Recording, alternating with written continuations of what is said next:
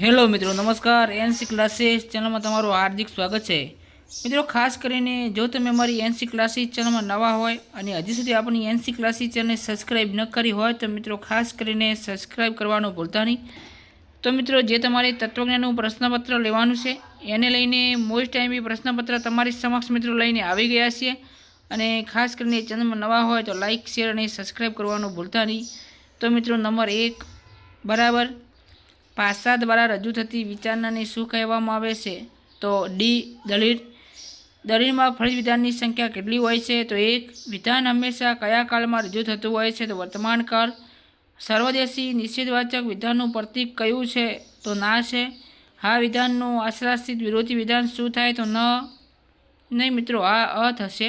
બરાબર, થોડી મિસ્ટેક છે, અ થશે અહીંયા આપણે. કેવા પ્રકારના વિધાનનું પરિવર્તન શક્ય નથી? તો મિત્રો એમાં ન આવશે. બરાબર, કાં તો અથવા માટે વિકલ્પ પણ આવશે. એ વિકલ્પ નિષેધ એના સત્યતા કોષ્ટકમાં કેટલા અધ્યાયસ્તંભ આવે? તો 1. સોફિયાનો શાબ્દિક અર્થ મિત્રો ડહાપણ. કયો વિષય માનવને સત્યમય જીવન જીવતા શીખવે છે? તત્વજ્ઞાન. નીચે આપેલા દર્શનોમાંથી વૈદિક દર્શન કયું છે? તો જૈન. દુઃખ નિવારણ માટે બૌદ્ધ દર્શનને કયો માર્ગ આપેલો છે?